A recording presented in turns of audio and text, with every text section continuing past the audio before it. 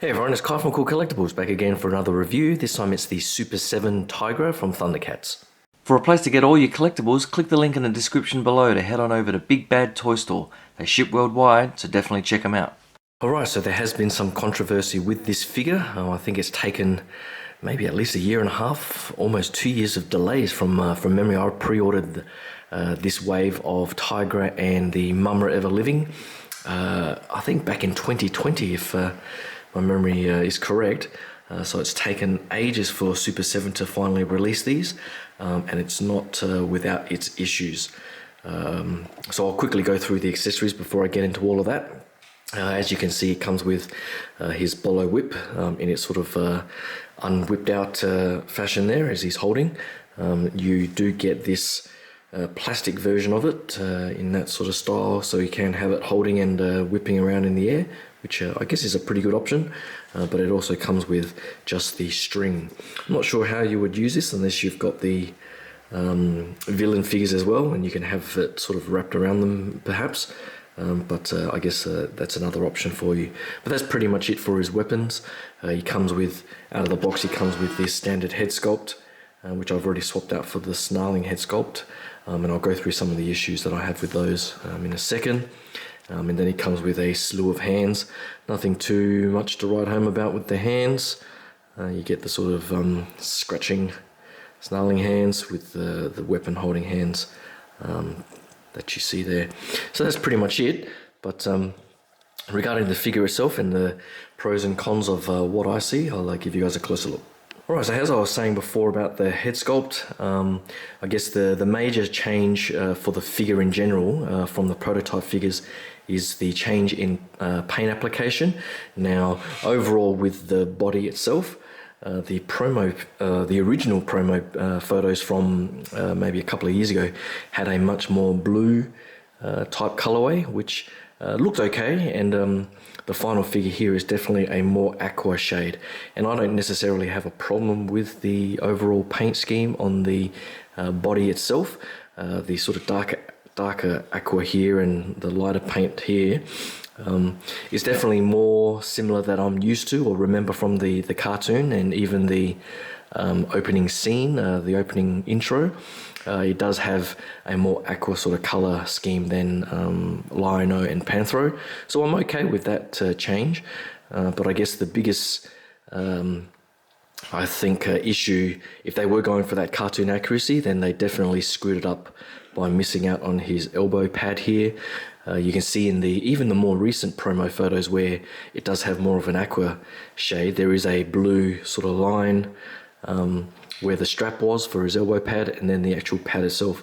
So I'm not sure what happened in production, but the final version here does not have that at all, which I think is probably a bigger miss than the overall paint application. And the other big paint application issue is, for me, the orange and the sort of skin texture on the figure itself. The orange is a much more sort of plasticky looking colorway, and I guess the shade of the skin is a bit more yellow than what they originally had.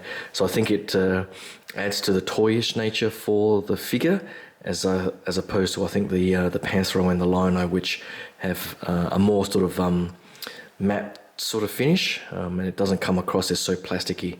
So I think they've sort of screwed it up on that paint application there. But overall, the sculpting is pretty good, as you can see, with all the fur and so on. And I don't necessarily mind the expression either. That looks pretty good. But if it was just not such a bright orange, I think it would look a little bit better. The figure itself, as you can see, I did have to dip it in some hot water to swap out the head sculpt, so apologies for the water on there. But the figure itself, there were some complaints about the I guess the dirt wash that's happening there, and you can see it all the way down there.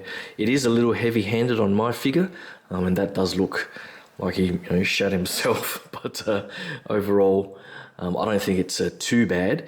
There were some comments on my post on Reddit where people were saying that's because of the plastic bleeding through and not enough paint, but I don't think that's the case at all. I had a closer look at this sort of shading, and it does look like a dirt wash applied over the top of the paint. So, if that was the color of the plastic bleeding through, you would see it more, across the board, as opposed to these sort of muscular indentations. So I think that was deliberate, but a little too heavy-handed on my figure.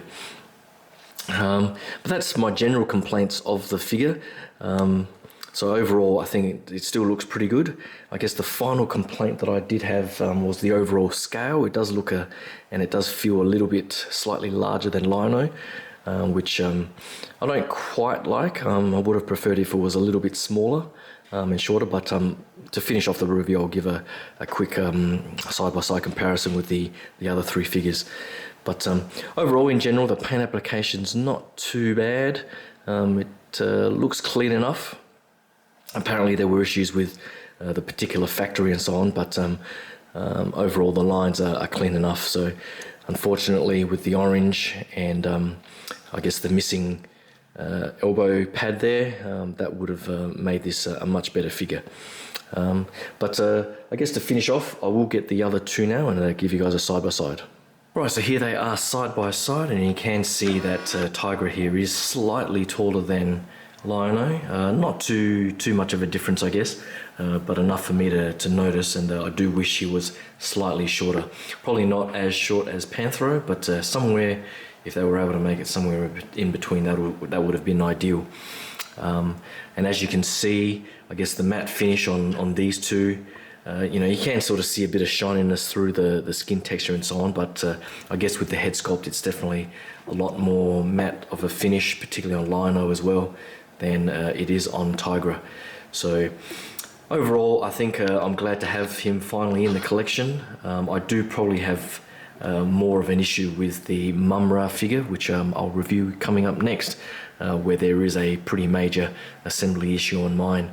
But I think with Chitara coming out, I think in the next wave, I think I heard that might be coming soon, but there was an apparent complete redesign of her.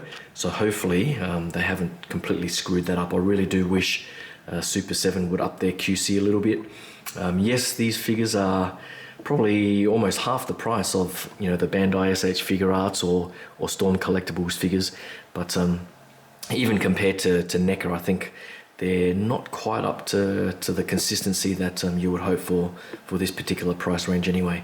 So I think after Chitara, I might be done with the Thundercats series. I'm not going to get any of the villains apart from Mumra, but I guess we'll see how we go with Chitara as well.